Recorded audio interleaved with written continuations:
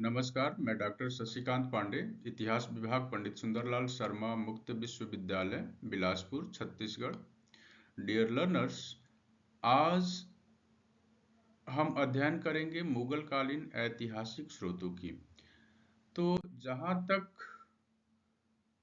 मुगल कालीन ऐतिहासिक स्रोतों का सवाल है, उससे पहले हमें मुगल काल के संदर्भ में संक्षिप्त जानकारी प्राप्त करने की आवश्यकता है।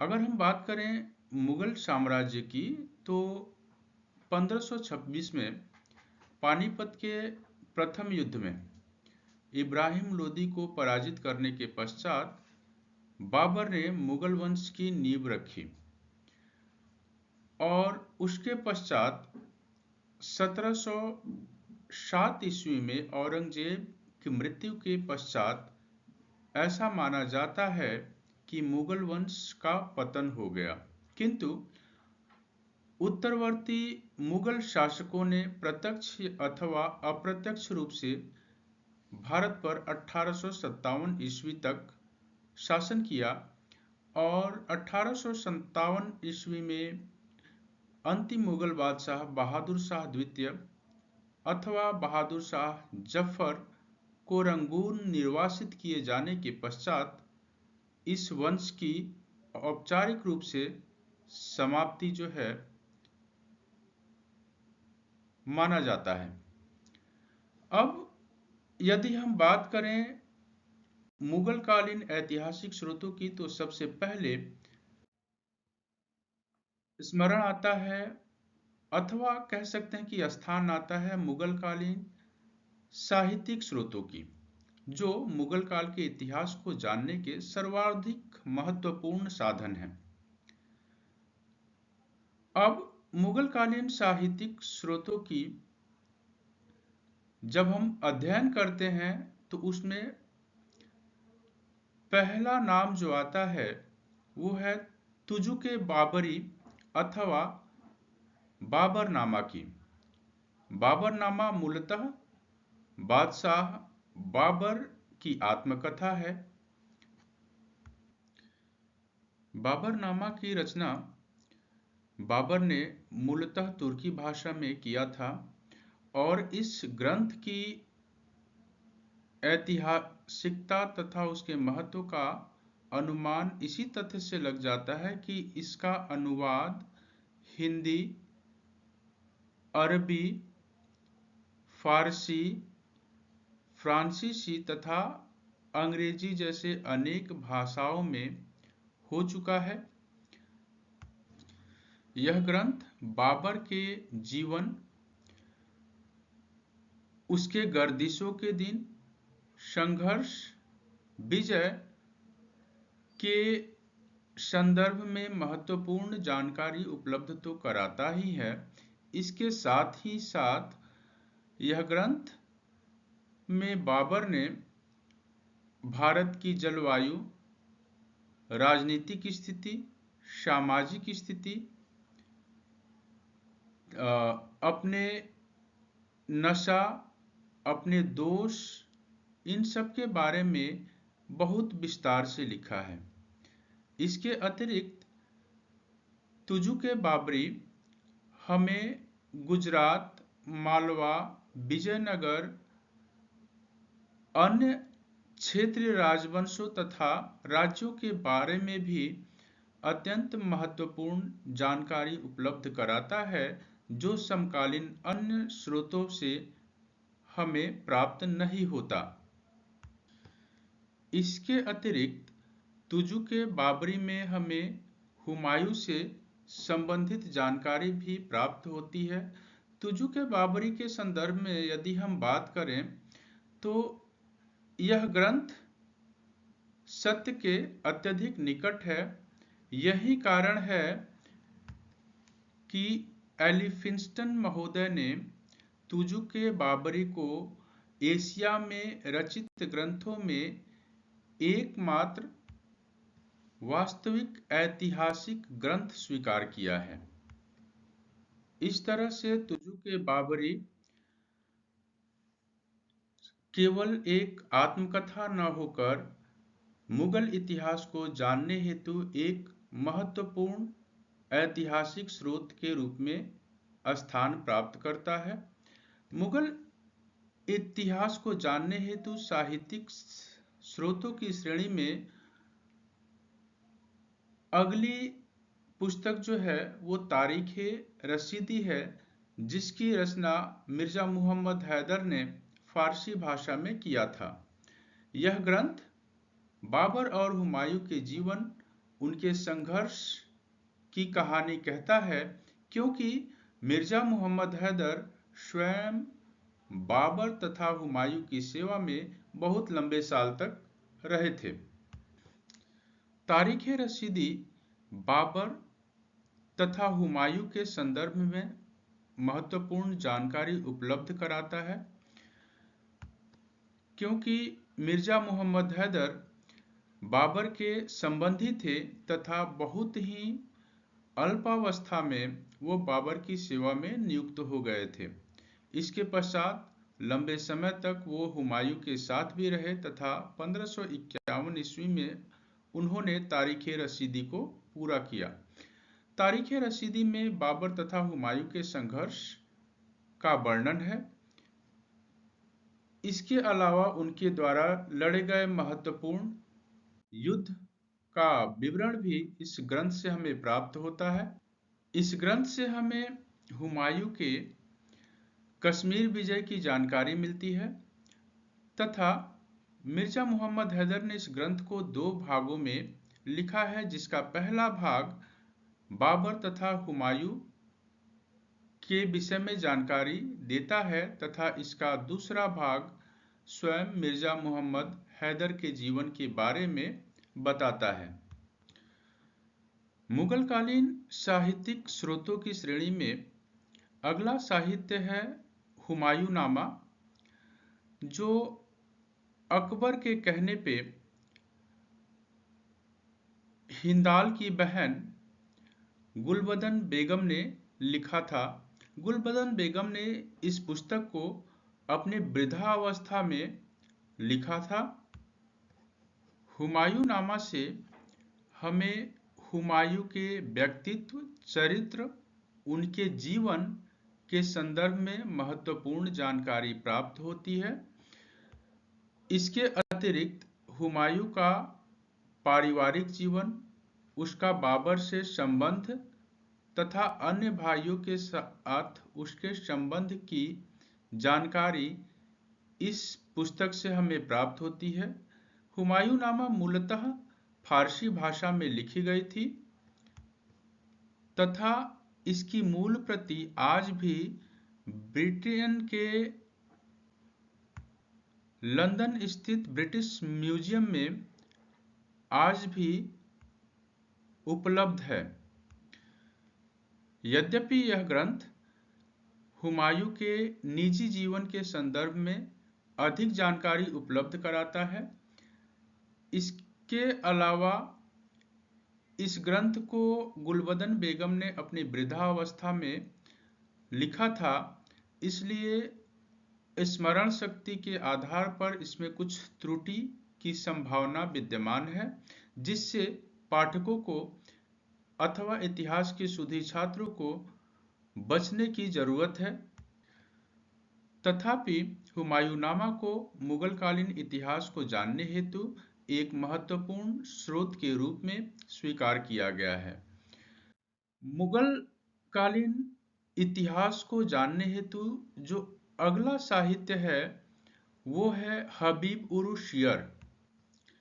हबीब उर शियर में बाबर तथा हुमायूं के विषय में जानकारी प्राप्त होती है।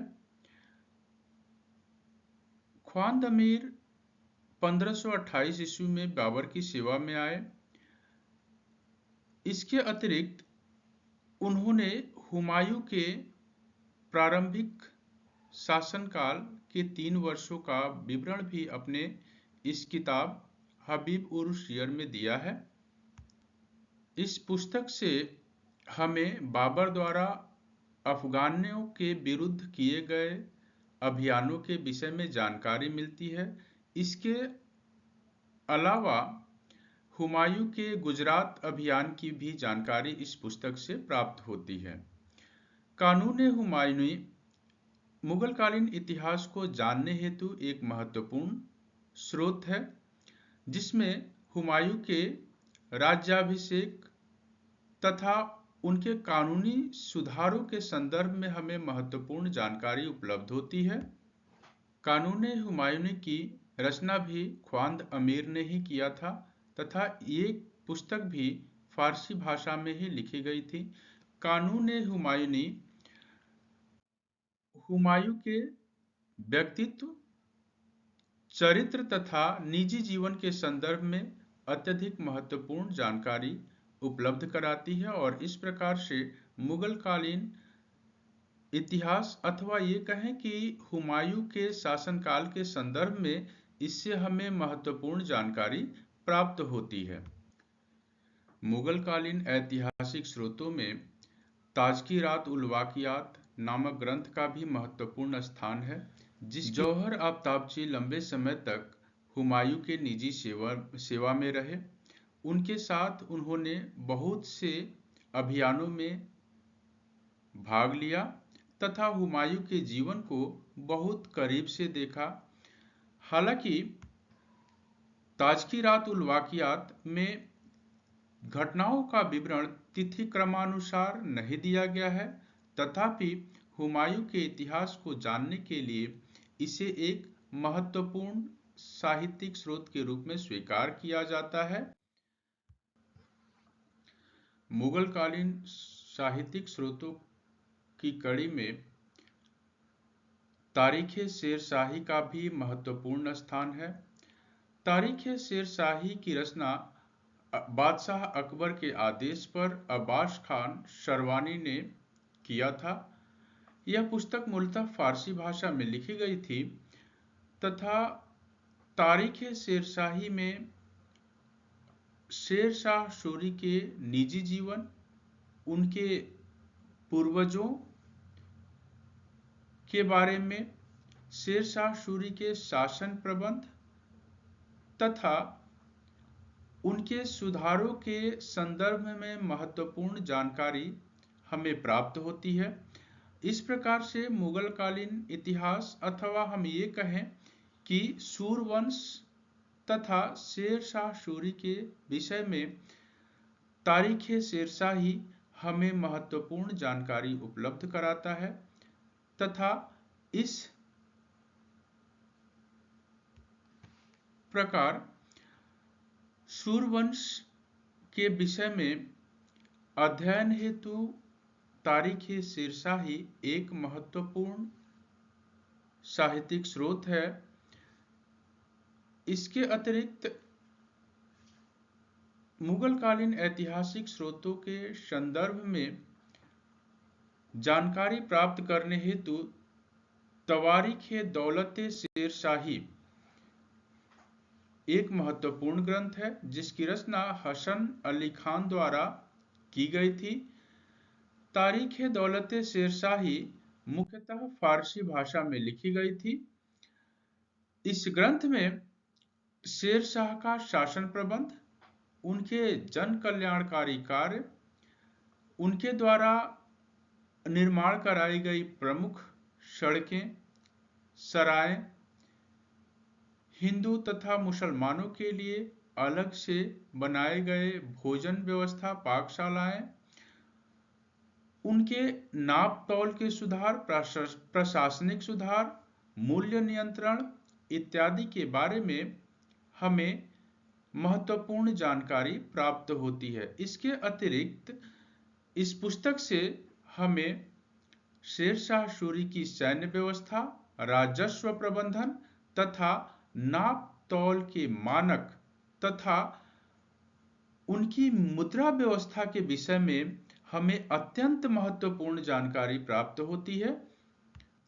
इस प्रकार यह पुस्तक मुगल इतिहास की एक टूटी हुई कड़ी को जोड़ने का कार्य करता है। मुगल कालीन अन्य महत्वपूर्ण ऐतिहासिक स्रोतों में तारीख़ दाऊदी का भी अपना एक निर्णायक स्थान है। तारीख़ दाऊदी अब्दुल्ला द्वारा जहांगीर के शासनकाल में रचित वह एक महत्वपूर्ण ग्रंथ है जिसकी भाषा फारसी है। बहलोल लोदी से आरंभ होकर यह ग्रंथ शेर शाह सूरी के शासनकाल तक का विस्तृत विवरण प्रस्तुत करता है। इस पुस्तक को लिखने के लिए अब्दुल्ला खान ने तारीख़ शेरशाही और वाक़ियात मुस्ताकी को महत्वपूर्ण आधार बनाया तथा इन्हीं स्रोतों के आधार पर उन्होंने अपनी संपूर्ण विवरण प्रस्तुत किया है। वाक़ियात मुस्ताकी, जिसकी रचना शेख जिल्ला मुस्ताकी द्वारा फारसी भाषा में की गई थी, यह पुस्तक शेर शाह सूरी के विषय में हमें महत्वपूर्ण जानकारी प्रदान करता है। शेर शाह के बंगाल अभियान, उसके सैनिक असैनिक प्रशासन और जनहित के कार्यों का विस्तृत विवरण हमें वाक़ियात मुस्ताकी से प्राप्त होता है। वाक़ियात मुस्ताकी में मोहम्मद आदिल शाह की असफलता का भी उल्लेख प्राप्त होता है। मुगल कालीन साहित्यिक स्रोतों में हमें केवल राजनीतिक घटनाओं की ही जानकारी नहीं, बल्कि इन साहित्यों के माध्यम से हमें उस युग की सामाजिक, सांस्कृतिक, प्रशासनिक जीवन की झलक भी प्राप्त होती है।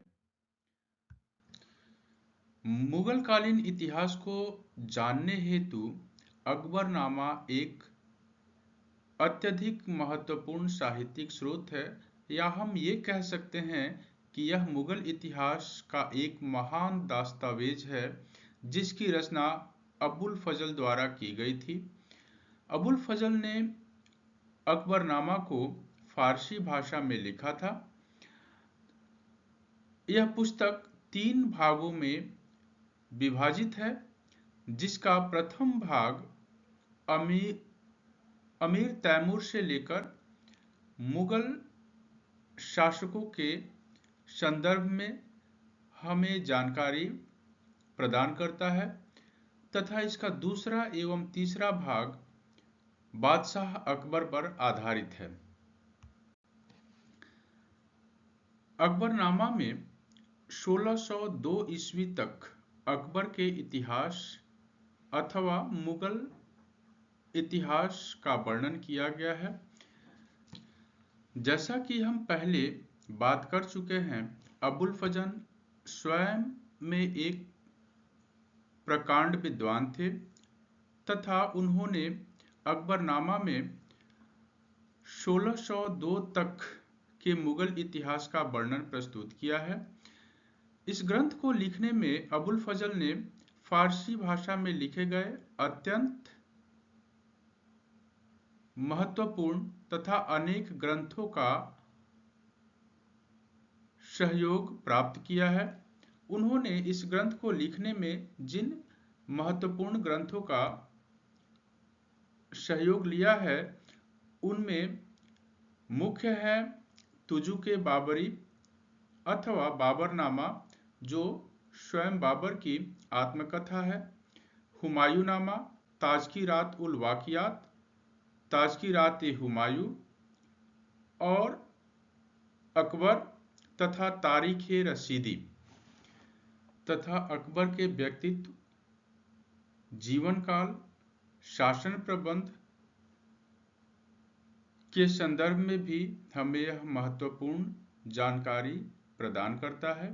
इस प्रकार मुगल इतिहास या बाबर, हुमायूं तथा अकबर के इतिहास को जानने हेतु अकबरनामा एक महत्वपूर्ण साहित्यिक स्रोत है। अकबरनामा में अबुल फजल द्वारा मुगल शासकों की अत्यधिक प्रशंसा की गई है तथा इसका विवरण अतिशयोक्तिपूर्ण है, जो अबुल फजल ने अपने संरक्षकों के विषय में किया है। इसलिए इतिहास के छात्रों को चाहिए कि अकबरनामा का अध्ययन करते हुए हमें समानांतर समकालीन रचनाओं का अध्ययन भी किया जाना चाहिए। अकबरनामा के विषय में यह महत्वपूर्ण है कि यह काव्य शैली में लिखी गई है, किंतु तमाम त्रुटियों के बावजूद अकबरनामा मुगलकालीन इतिहास को जानने हेतु एक महत्वपूर्ण साहित्यिक स्रोत है। अकबरनामा के अतिरिक्त आइन-ए-अकबरी अबुल फजल द्वारा लिखित एक महत्वपूर्ण ग्रंथ है जो मुगल इतिहास को जानने हेतु एक महत्वपूर्ण स्रोत भी है। आइन-ए-अकबरी को अबुल फजल ने 3 भागों में लिखा है। आइन-ए-अकबरी मुगल कालीन शासन प्रबंध, मुद्रा व्यवस्था, शाही टकसाल, दरबारी नियम एवं शिष्टाचार, न्याय व्यवस्था, लगान तथा राजस्व, इसके अलावा अकबर के सुधार, दीन-ए इलाही का सिद्धांत, हिंदू दर्शन और विद्वानों के परिचय के संबंध में भी अत्यधिक महत्वपूर्ण जानकारी उपलब्ध कराता है। आइन-ए-अकबरी केवल प्रशासन की जानकारी ही नहीं प्रदान करता है, बल्कि मुगल बादशाहों, अमीरों तथा कुलीन वर्ग के शाही जीवन, उनकी विलासिता, घुड़साल अधिकारियों के तनख्वाहों, विदेशी यात्रियों के विस्तृत उल्लेख तथा मुगल कालीन प्रशासनिक संरचना का महत्वपूर्ण जानकारी उपलब्ध कराता है। इसीलिए इसे शासन प्रबंध का विश्वकोश भी कहा जाता है। जैसे ग्रंथ भी हमें मुगल कालीन इतिहास की महत्वपूर्ण जानकारी प्रदान करते हैं। इन ग्रंथों के अलावा बदायूनी द्वारा लिखित मुल्तखाब उल तवारिख भी हमें मुगल कालीन ऐतिहासिक विवरण प्रदान करता है। मुगल कालीन इतिहास को जानने हेतु तबकात-ए-अकबरी भी एक महत्वपूर्ण ऐतिहासिक स्रोत है, जिसकी रचना निजामुद्दीन अहमद द्वारा फारसी भाषा में की गई थी। इतिहासकार डाउसन ने इसे आदर्श इतिहास की संज्ञा दी है। तबकात-ए-अकबरी 3 भागों में विभाजित है। इसके प्रथम भाग में भारत में मुस्लिम शासन की स्थापना से लेकर दिल्ली सुल्तानों तक का विवरण दिया गया है। द्वितीय भाग में मुगल बादशाह बाबर से लेकर अकबर तक के शासनकाल का विवरण इस ग्रंथ में किया गया है तथा तबकात-ए-अकबरी के तृतीय भाग में मालवा और गुजरात जैसे प्रांतीय राजवंशों के विवरण जो है दिए गए हैं। तबकात-ए-अकबरी एक निष्पक्ष तथा पक्षपात रहित दृष्टिकोण प्रदान करता है। निजामुद्दीन ने बाबर के विरोधी राणा संग्राम सिंह की वीरता का भी भरपूर प्रशंसन किया है। इस ग्रंथ में न केवल मुगल बादशाहों का प्रशंसा किया गया है, बल्कि उनके विरोधियों की वीरता का भी भरपूर प्रशंसा किया गया है। इसके अतिरिक्त तबकात-ए-अकबरी में दरबारी षड्यंत्रों का भी खुलकर उल्लेख किया गया है। इसके अंतर्गत बाबर की मृत्यु के पश्चात हुमायूं के स्थान पर मेहदी ख्वाजा को बिठाने के प्रयास का भी विवरण इस ग्रंथ से हमें प्राप्त होता है। मुगल इतिहास को जानने हेतु अन्य महत्वपूर्ण स्रोतों में तुजुक जहांगीरी अथवा जहांगीरनामा का भी अत्यंत महत्वपूर्ण स्थान है। जहांगीरनामा यह बादशाह जहांगीर की आत्मकथा है, जिन्होंने फारसी भाषा में इस ग्रंथ की रचना की तथा बाबरनामा की नकल का प्रयास किया है। जहांगीर ने जहांगीरनामा में अपने 17 वर्षों तक के शासनकाल का विवरण स्वयं लिखा है, किंतु उनके स्वास्थ्य बिगड़ जाने की स्थिति में उन्होंने मोतमिद खां को शेष 2 वर्षों के शासनकाल का विवरण देने का उत्तरदायित्व सौंपा था। जहांगीरनामा में जहांगीर का विवरण अत्यंत निष्पक्ष माना जाता है। जहांगीर ने इसमें खुलकर अपने पिता अकबर से विद्रोह, खुसरो की मृत्यु, नूरजहां से विवाह जैसे संवेदनशील विषयों के बारे में उल्लेख किया है। इसके अतिरिक्त उन्होंने अपने दोषों, शराब की लत के विषय में भी इस ग्रंथ में महत्वपूर्ण जानकारी दी है। जहांगीरनामा में जहांगीर ने भारत की जलवायु, प्रकृति तथा कश्मीर की यात्राओं का भी सजीव वर्णन प्रस्तुत किया है।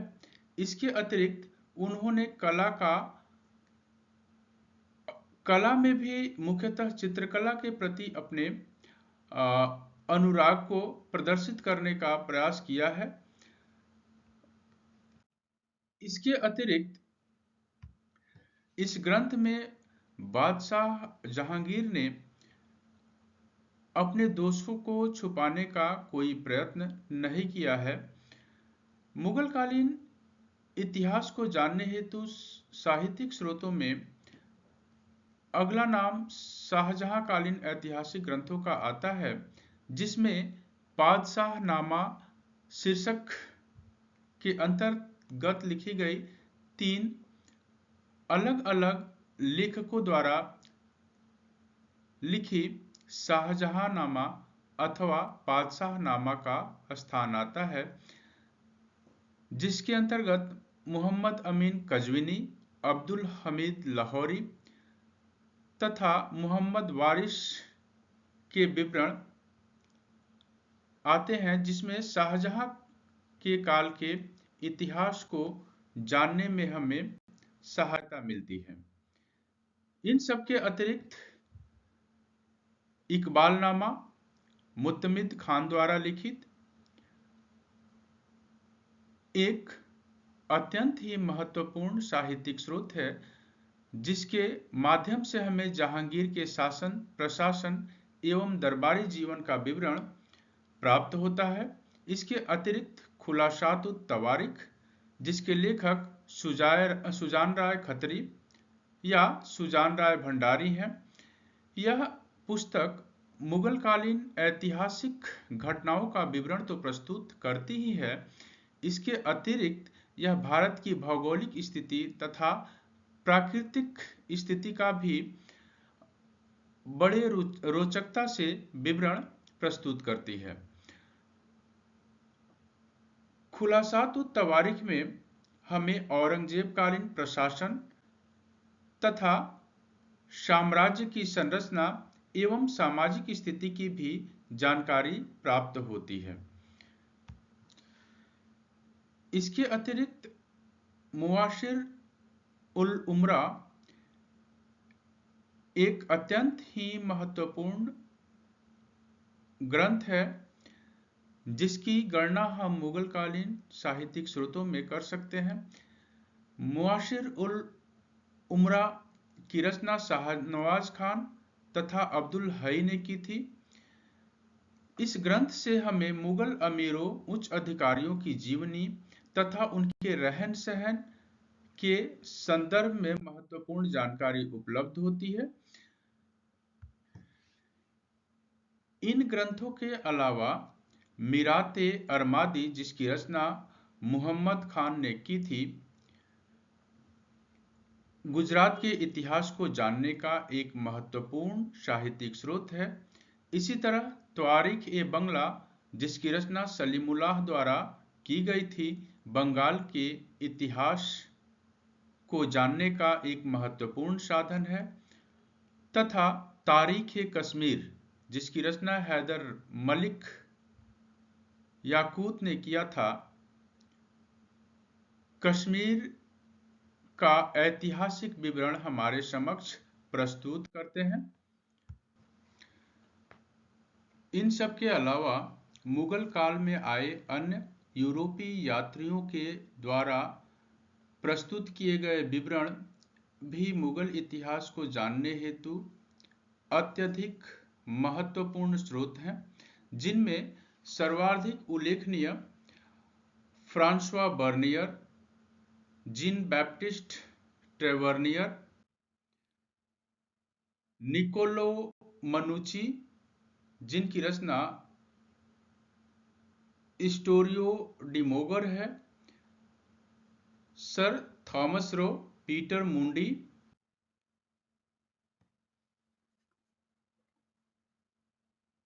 इनके विवरणों से हमें भारत के संदर्भ में महत्वपूर्ण जानकारी प्राप्त होती है, तथा इन विदेशी यात्रियों के विवरण के माध्यम से भी हमें मुगल कालीन इतिहास के संदर्भ में अत्यंत महत्वपूर्ण जानकारी प्राप्त होती है, तथा इनके विवरण के सहयोग से हम तत्कालीन दरबारी इतिहासकारों द्वारा लिखे गए इतिहास का पुनर्जांच कर पाने में सक्षम होते हैं। मुगल कालीन साहित्यिक स्रोतों के अलावा मुगल कालीन मुद्राएं भी मुगल कालीन इतिहास के संदर्भ में महत्वपूर्ण जानकारी उपलब्ध कराती हैं। इन सिक्कों के माध्यम से हम तत्कालीन शासकों की रुचि, उनकी आर्थिक स्थिति, उनके धार्मिक मत के बारे में हमें महत्वपूर्ण जानकारी प्राप्त होती है। इसके अलावा उनकी टकसालें, शिलालेख तथा स्थापत्य के माध्यम से भी हम मुगल इतिहास के बारे में बहुत कुछ जान सकते हैं। इन सब के अतिरिक्त मुगल चित्रकला, जिसकी शुरुआत बाबर के समय से होती है, भी हम मुगल इतिहास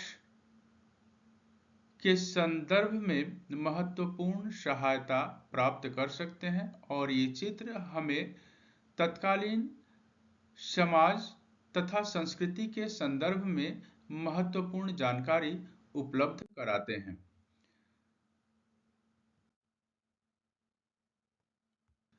इस प्रकार हम देखते हैं कि मुगल कालीन साहित्यिक स्रोत तत्कालीन दरबारी इतिहासकारों द्वारा लिखे गए हैं, जिसमें दरबारी इतिहासकारों द्वारा अपने संरक्षकों के अत्यधिक प्रशंसा तथा उनके संदर्भ में अत्यधिक अतिशयोक्तिपूर्ण विवरण प्रस्तुत किए जाने की संभावना से हम इनकार नहीं कर सकते हैं। अतः इतिहास के छात्र होने के नाते हमारा यह दायित्व है कि हम तत्कालीन साहित्यों को अन्य समकालीन दस्तावेजों से पुनर्जांच कर इसका अध्ययन करें तथा अपने निष्कर्ष तक पहुँचे। इसके अलावा हम तत्कालीन इतिहास को जानने हेतु साहित्यिक स्रोतों के अतिरिक्त विदेशी यात्रियों के विवरण, जिनके बारे में कहा जा सकता है कि इन यात्रियों के पास तत्कालीन बादशाहों का प्रशंसा हेतु कोई कारण नहीं था, अतः हम इनके विवरणों से सहायता ले सकते हैं। इसके अतिरिक्त मुगल कालीन इतिहास को जानने में पुरातात्विक साक्ष्य, जिसमें स्मारक, सिक्के, शिलालेख महत्वपूर्ण है, इनकी सहायता तो ले ही सकते हैं। साथ ही साथ तत्कालीन चित्रकला, जिसमें उस समय की संस्कृति तथा जीवन शैली का जीवंत प्रमाण है, हम इनकी भी सहायता ले सकते हैं। और यह विवरण मुगलकालीन ऐतिहासिक स्रोतों के विषय में हमारा यह अध्ययन अथवा विषय यहीं समाप्त होता है। आप सभी का बहुत बहुत धन्यवाद।